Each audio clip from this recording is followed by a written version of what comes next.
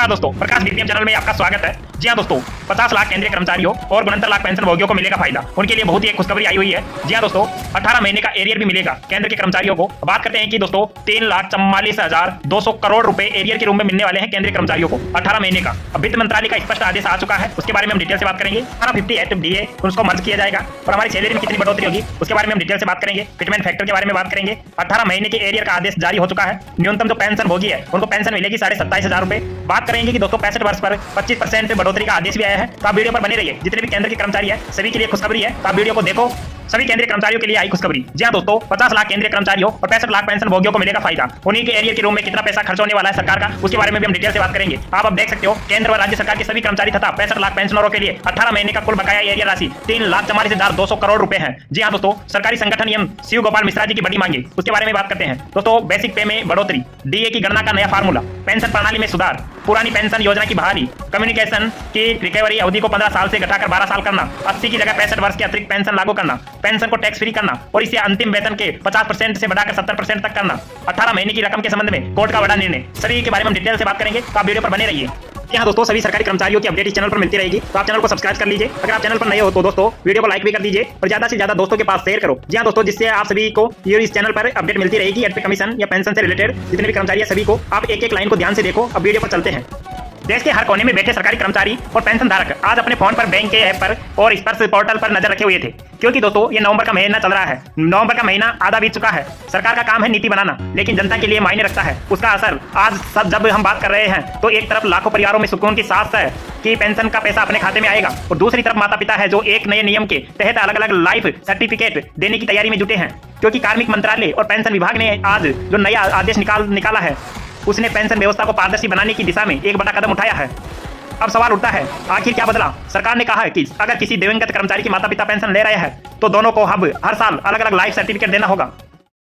सिर्फ एक सर्टिफिकेट से काम नहीं चलेगा। अब दोनों की पेंशन नहीं चलेगी। एक अभिभावक की मृत्यु हो जाती है और बैंक में उसका रिकॉर्ड अपडेट नहीं हुआ है तो पेंशन चलती रही, पैसा निकलता रहा, और बंद में जब जांच हुई तो सामने आया कि जिस नाम पर पैसा जा रहा था वह व्यक्ति इस दुनिया में नहीं है। सरकार कहती है कि अब ऐसी गलती नहीं होगी। जो सच कहे तो यह बदलाव जरूरी भी है, क्योंकि पेंशन सिर्फ एक रकम नहीं, यह उस सेवा का समान है जो एक कर्मचारी ने देश के कई दशकों तक सेवा की, इसलिए उसका हर रुपया सही जगह पहुंचे।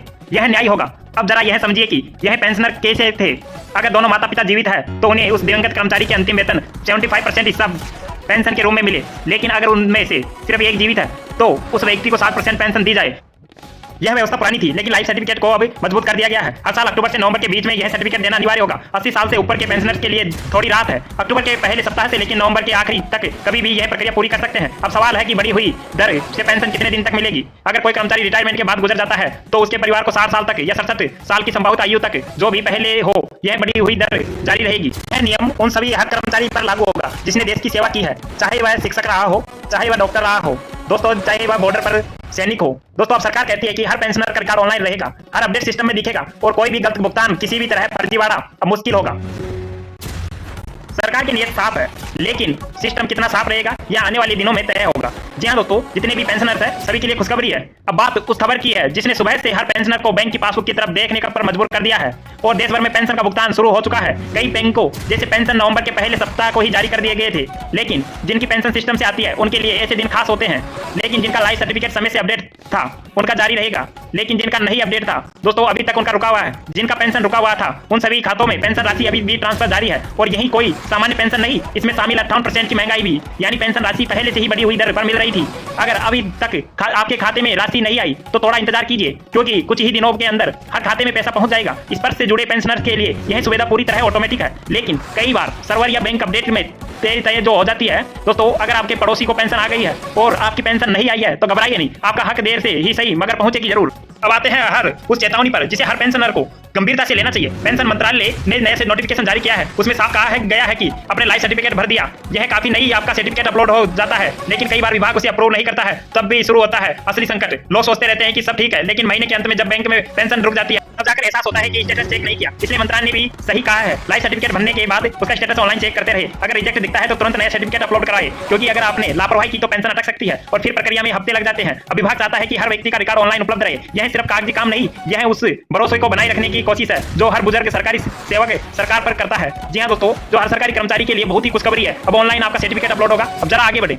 आठवें वेतन आयोग की तरफ जहां एक नई हलचल दिखाई दे रही है। सरकार ने इस औपचारिक रूप से शुरू कर दिया है। इस आयोग की जो दोस्तों बागडोर संभाली सुप्रीम कोर्ट की पूर्व न्यायमूर्ति रंजना प्रकाश देसाई ने एक ऐसा नाम जो निष्पक्षता और ईमानदारी के लिए जाना जाता है। जी हाँ दोस्तों, उनके साथ में प्रोफेसर पुलक घोष IIM बेंगलुरु के अर्थशास्त्र विशेषज्ञ जो इस आयोग को द्वितीय दृष्टि से दिशा देंगे। तीसरे सदस्य हैं पंकज जैन, वर्तमान में पेट्रोलियम मंत्रालय के सचिव जो प्रशासनिक कार्यों की निगरानी करते हैं। जी हाँ दोस्तों, ये 3 अध्यक्ष चुने गए हैं हमारे 8वें वेतन आयोग को लेकर। तीनों मिलकर तय करेंगे आने वाले वर्षों में देश के सरकारी कर्मचारियों का वेतन ढांचा कैसा होगा, कितनी राहत मिलेगी और कितना बोझ सरकार पर पड़ेगा।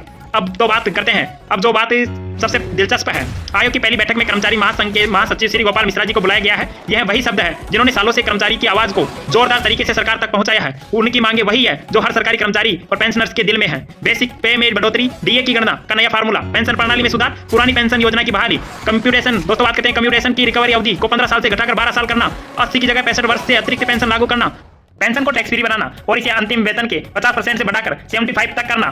इनमें से हर मुद्दा सिर्फ आर्थिक नहीं दोस्तों बल्कि भावनात्मक है, क्योंकि यह उन सभी केंद्रीय कर्मचारियों के लोगों की उम्मीद से जुड़ा हुआ है जिन्होंने अपनी जवानी सरकारी सेवा में लगा दी है। सभी कर्मचारी पेंशन के लिए एलिजिबल है जितने भी। अब सबसे बड़ी इंपॉर्टेंट बात है तो श्री गोपाल मिश्रा जी की बैठक में मौजूदगी का मतलब यह है कि आयोग से निराशा नहीं देखेगा बल्कि भावनाओं की भाषा भी कर्मचारी संगठनों की नजर पर इस बैठक पर टिकी हुई। कई लोग मानते हैं कि अगर इस बार आयोग ने सही सिफारिशें दी तो आने वाले बजट में इसका असर साफ दिखाई देगा। वेतन भत्ते, पेंशन और बढ़ोतरी की उम्मीदें अब सिर्फ अटकते नहीं रह गई बल्कि प्रक्रिया शुरू हो चुकी है। लेकिन इसी बीच एक पुराना जख्म फिर से ताजा हो गया है। 18 महीने के एरियर का सरकार ने DA फिर से बढ़ाया, लेकिन बकाया एरियर अब तक नहीं। यह मामला सुप्रीम कोर्ट तक पहुंच गया है। 25 नवंबर को अगली सुनवाई तय हुई है, जहां वरिष्ठ वकील ये के तिवारी कर्मचारी और पेंशन धारकों की ओर से अपनी दलील रखेंगे। उन्होंने कहा है कि सरकार के पास कोई संवैधानिक अधिकार नहीं है जो कि युवा कर्मचारियों और पेंशन धारकों का पैसा रोक कर रखे। यह पैसा उन हक का है, ना कि किसी की नीति। सरकार ने अगर 18 महीने का एरियर रोका तो उसे ब्याज समेत लौटाना होगा। गणना के अनुसार यह रकम करीब 3,44,200 करोड़ रुपए है, यानी एक बड़ा वित्तीय बोझ। लेकिन उससे भी बड़ा विश्वास का सवाल है, क्योंकि कर्मचारी यह पूछ रहे हैं अपनी पूरी जिंदगी देश की सेवा में लगा दी, तो अब जब हमारी बारी आई तो हमें इंतजार क्यों। ये के तिवारी साफ कहा है कि अब यह लड़ाई सिर्फ अदालत की नहीं है बल्कि न्याय की है। कर्मचारी संगठनों ने भी संकेत दिया है कि अगर सुप्रीम कोर्ट का फैसला उनके विपक्ष में आता है तो सरकार पर दबाव बढ़ेगा और भुगतान करना ही पड़ेगा। सरकार को जितना भी पैसा एरियर के रूप में है उनका देना ही पड़ेगा। ऐसे में नवंबर का यह महीना कर्मचारी और पेंशन धारकों के लिए उम्मीद और फैसला दोनों लेकर आने वाला है। और जब हम सारी बातें करते हैं तो कहीं न कहीं यह भी समझना जरूरी है कि सरकारी कर्मचारी और पेंशनर किसी भी लाभार्थी वर्ग के नहीं होते हैं, बल्कि वह उस तंत्र की रीढ़ होते हैं जो इस देश को चलाते हैं। आज जो दफ्तर, स्कूल, अस्पताल, पुलिस चौकी, रेलवे स्टेशन सुचारू रूप से चल रहे हैं वह इन्हीं लोगों की वजह से है। उनके पसीने, मेहनत और ईमानदारी से है। और इसलिए उनकी पेंशन, उनकी वेतन वृद्धि, उनके एरियर की जो चर्चा सिर्फ आर्थिक मुद्दा नहीं बल्कि सम्मान का सवाल है। जी हाँ दोस्तों, बिल्कुल ये बात सही है। जितने भी हमारे केंद्र के कर्मचारी है, राज्य के कर्मचारी सभी काम कर रहे हैं। सरकारों का यह काम है व्यवस्था बनाना, लेकिन व्यवस्था तभी मजबूत होती है जब उसमें भरोसा हो। देश के लाखों कर्मचारी और पेंशनर उम्मीद के साथ यह भरोसा दोहरा रहे हैं कि आने वाले महीनों में उनके जीवन में राहत जरूर आएगी, चाहे वह 58% महंगाई भत्ता राहत का असर हो या 8वें वेतन आयोग की सिफारिश का इंतजार या फिर 18 महीने का एरियर। जी हाँ दोस्तों, की लड़ाई यह सब एक लंबी यात्रा है जो सरकार और जनता के बीच विश्वास की कड़ी को फिर से जोड़ेगी। जितने भी केंद्र कर्मचारी आस लगाए बैठे हैं दोस्तों, अगर आप पेंशनर है तो अपने बैंक खाते का मैसेज जरूर देखते रहिए, लाइफ सर्टिफिकेट का स्टेटस चेक करें और अपने दस्तावेज अपडेट रखिए, क्योंकि इस व्यवस्था में सावधानी ही सुरक्षा है। और अगर आप सरकारी कर्मचारी है तो यह समझिए कि बदलाव की हवा अब चल चुकी है। 8वें वेतन आयोग ने इंजन स्टार्ट कर दिया है और अब यह ट्रेन जल्द ही किसी मंजिल की तरफ बढ़ने वाली है। नवंबर सिर्फ कैलेंडर का एक दिन नहीं, यह एक संकेत है कि बदलाव की शुरुआत हो चुकी है। बस जरूरत है कि हम सब मिलकर इस बदलाव की सच्चाई में तबलीग करें। दोस्तों, अगर आप भी चाहते हैं कि पेंशनरों की आवाज सरकार तक पहुंचे तो इस वीडियो को लाइक करें, ज्यादा से ज्यादा दोस्तों के पास शेयर करें और इस मिशन को पूरा करने के लिए एक कमेंट जरूर करें। जय हिंद अवश्य लिखें, ताकि हम आपकी आवाज सीधे सरकार तक आसानी से इस चैनल के माध्यम से पहुंचा सके, जिससे हर कर्मचारी तथा पेंशनर की मांग तय समय में पूरी हो सके। सभी जितने भी कर्मचारी है, केंद्र के कर्मचारी, सभी से रिक्वेस्ट है कि एक कमेंट करके जाइए। पेंशन हो या 8वें वेतन से आयोग से संबंधित अगर JDS कर्मचारी भी हो तो सभी चैनल को सब्सक्राइब कर दो, वीडियो को लाइक कर दो और ज्यादा से ज्यादा दोस्तों के पास शेयर करो। इस चैनल पर आपको जितने भी पेंशनर्स है, कर्मचारी, एड पे कमीशन से रिलेटेड जो भी सरकारी कर्मचारी है, सभी से रिलेटेड न्यूज मिलती रहेगी। तो प्रकाश BPM चैनल को सब्सक्राइब कर दो, वीडियो को लाइक